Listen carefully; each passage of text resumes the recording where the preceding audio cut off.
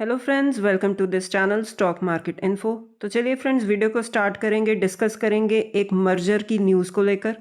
तो चलिए friends, detail में डिस्कस करते हैं। जैसे कि आप देख सकते हो, एक खबर आई है कि ओरिएंटल होटल्स, उनके बोर्ड ने फ्रेंड्स अप्रूवल दे दिया है कि वो मर्जर करेंगे with Indian hotel company limited. Indian hotel company limited जैसे कि आपको पता ही है कि टाटा ग्रुप की कंपनी है।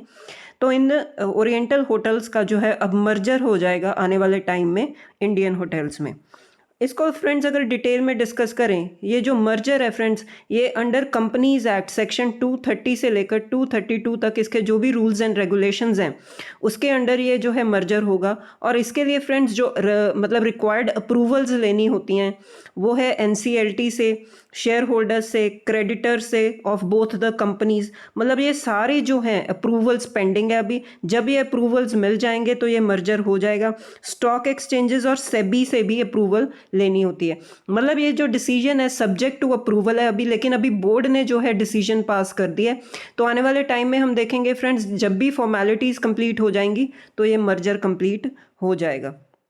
उसके बाद फ्रेंड्स, शेयर एक्सचेंज रेशो, जैसे कि हम देखते हैं कि ऐसी जो कॉर्पोरेट एक्शंस होते हैं उसमें शेयर होल्डर्स को कुछ ना कुछ बेनिफिट डेफिनेटली मिलता है।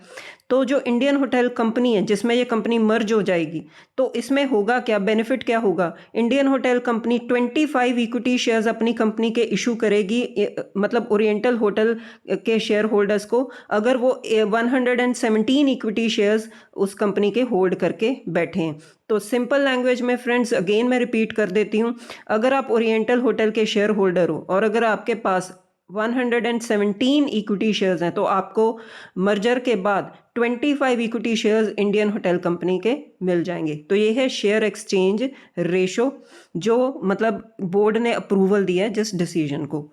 उसके बाद फ्रेंड्स, आपको एक और न्यूज़ भी पता होनी चाहिए इस ट्रांजैक्शन के रिलेटेड। जो इंडियन होटल कंपनी है फ्रेंड्स, ये एक प्रमोटर एंटिटी है ओरिएंटल होटल्स में। मतलब आप अगर ओरिएंटल होटल्स का शेयर होल्डिंग पैटर्न देखोगे तो आपको इंडियन होटल कंपनी उसमें दिखेगी, जो कि 37.05% तक का स्टेक लेकर बैठी है ओरिएंटल होटल्स में। तभी ये फ्रेंड्स जो है मर्जर का डिसीजन पॉसिबल हुआ, क्योंकि ऑलरेडी इंडियन होटल कंपनी इसकी प्रमोटर एंटिटी है।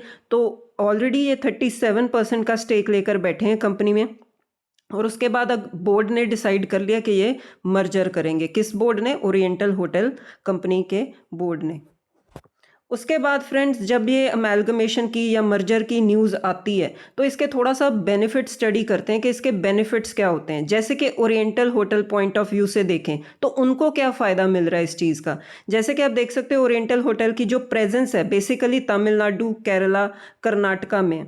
तो जब कंपनी मर्ज हो जाएगी तो उनको फ़ायदा का मिलेगा कि वो इंडियन होटल कंपनी के फाइनेंशियल रिसोर्सेज में उनका एक्सेस मिल सकता है, फाइनेंशियल जो है सपोर्ट मिल सकती है, मैनेजमेंट एक्सपर्टीज मिल सकती है। तो ये कुछ सिनर्जीज होती हैं, बेनिफिट्स होते हैं जो कंपनी को मिलते हैं। मतलब वो जैसे बोल सकते हो ना कि दो लोग इकट्ठे होकर अब काम करेंगे तो एक सिनर्जी होती है कि दोनों एक दूसरे का एक्सपर्टीज यूज़ कर सकते हैं, फाइनेंशियल रिसोर्सेज यूज़ कर सकते हैं। अगर हम इंडियन होटल कंपनी के पॉइंट ऑफ व्यू से देखें तो उनको क्या फ़ायदा मिलेगा। तो ये होता क्या है फ्रेंड्स, जब मर्जर होता है तो एक एंटिटी बड़ी एंटिटी में मर्ज हो जाती है, तो इससे क्या होता है, ऑपरेटिंग कॉस्ट कम हो जाती है, मैनेजमेंट कॉस्ट कम हो जाती है। जो एंटिटीज़ हैं, जो मतलब अगर एक कंपनी है उसकी 10 सब्सिडरीज हैं, अगर हम दो को मर्ज कर देंगे बीच में तो बची कितनी, 8। तो ये क्या होता है, नंबर ऑफ एंटिटीज़ कम हो जाती हैं, ऑपरेटिंग एंटिटीज़ कम हो जाती हैं, खर्चे कम हो जाते हैं। तो ये बेनिफिट मिलता है कौन सी कंपनी को, जिसमें वो कंपनी, छोटी कंपनी मर्ज हो जाएगी। तो Indian hotel company point of view से देखोगे आप तो ये थोड़े से बेनिफिट्स कंपनी को मिल सकते हैं। तो ठीक है फ्रेंड्स, वीडियो में इतना ही। अगर आप चाहो तो इन कंपनीज़ को इस न्यूज़ के चलते भी स्टडी कर सकते हो। तो ठीक है फ्रेंड्स, वीडियो में इतना ही। मिलते हैं नेक्स्ट वीडियो में। Till then, bye bye.